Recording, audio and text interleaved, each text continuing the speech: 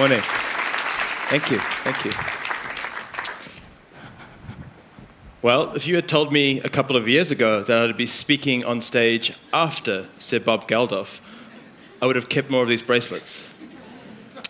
But I'm here to give a quick update on the progress that EAT and C40 have made with our urban food systems network.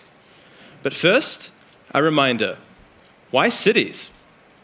Well, over half the world's population already live in our cities, accounting for 70% of global greenhouse gas emissions.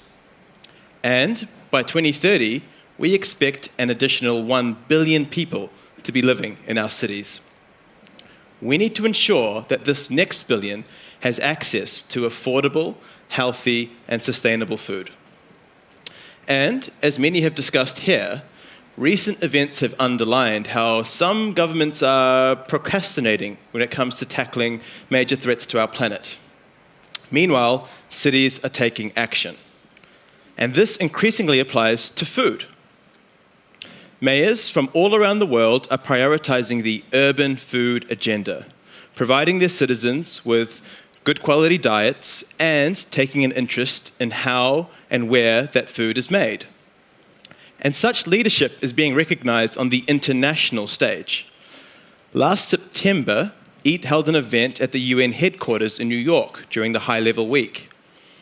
In halls normally occupied by governments negotiating, we showed that cities are taking action, and that such action is one of the best ways of achieving the Sustainable Development Goals. So, where are we at with the EAT C40 network?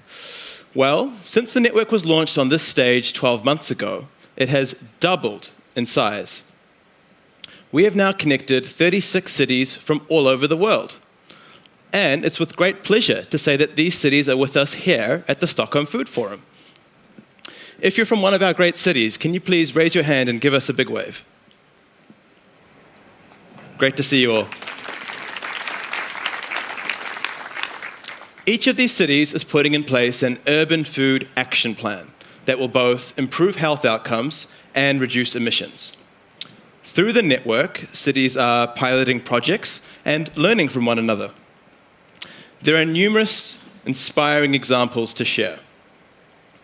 In Durban, South Africa, the city where my parents were born, the municipality has prioritized agricultural hubs throughout the city, where over 500 urban gardens are now thriving.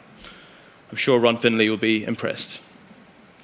In Curitiba, Brazil, the Nossa Fiera program links local farmers and their produce direct to the city's most disadvantaged neighborhoods.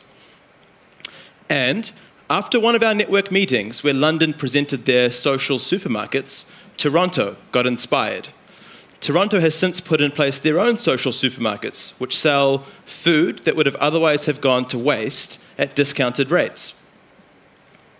So what's EAT's role in all this? Well, we're here to support, accelerate, and scale this impactful local work. We're bringing the cities together with you guys, companies, policymakers, researchers, civil society leaders, to really forge new partnerships. And while most of you head home tonight, hopefully with fond memories, we'll be staying with the cities for another 2 days. We'll be up the road at the EAT Science headquarters, the Stockholm Resilience Centre, also known as Johan's own socio-ecological anthropological sphere. We'll be having a series of workshops with C40 and the cities to plan joint projects and future action.